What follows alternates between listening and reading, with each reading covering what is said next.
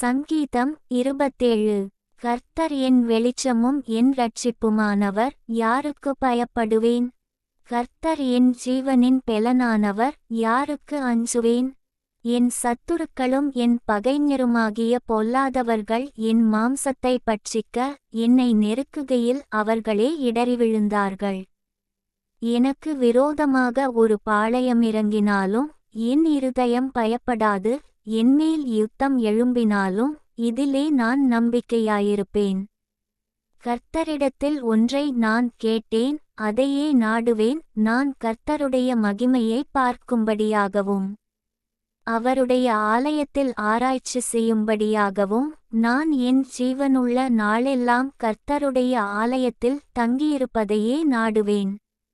தீங்கு நாளில் அவர் என்னை தம்முடைய கூடாரத்தில் மறைத்து என்னை தமது கூடார மறைவிலே ஒளித்துவைத்து என்னை கன்மலையின்மேல் உயர்த்துவார்.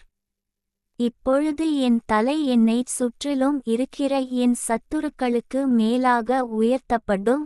அதினிமித்தம் அவருடைய கூடாரத்திலே நான் ஆனந்த பலிகளையிட்டு கர்த்தரை பாடி அவரை கீர்த்தனம் பண்ணுவேன்.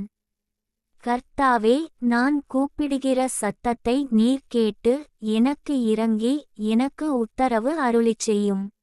என் முகத்தை தேடுங்கள் என்று சொன்னீரே, உம்முடைய முகத்தையே தேடுவேன் கர்த்தாவே என்று என் இருதயம் உம்மிடத்தில் சொல்லிற்று. உமது முகத்தை எனக்கு மறையாதேயும், நீர் கோபத்துடன் உமது அடியேனை விலக்கிப் போடாதேயும். நீரே எனக்குச் சகாயர், என் இரட்சிப்பின் தேவனே, என்னை நெகிழவிடாமலும் என்னை கைவிடாமலும் இரும். என் தகப்பனும் என் தாயும் என்னை கைவிட்டாலும் கர்த்தர் என்னை சேர்த்து கொள்ளுவார். கர்த்தாவே, உமது வழியை எனக்கு போதித்து என் எதிராளிகளினிமித்தம் செவ்வையான பாதையில் என்னை நடத்தும். என் சத்துருக்களின் இஷ்டத்துக்கு என்னை ஒப்புக்கொடாதேயும். பொய்ச்சாட்சிகளும் ஆக்கிரமித்துச் சீறுகிறவர்களும் எனக்கு விரோதமாய் எழும்பியிருக்கிறார்கள்.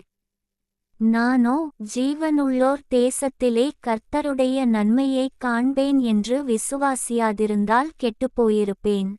கர்த்தருக்குக் காத்திரு, அவர் உன் இருதயத்தை ஸ்திரப்படுத்துவார். திடமனதாயிருந்து கர்த்தருக்கே காத்திரு.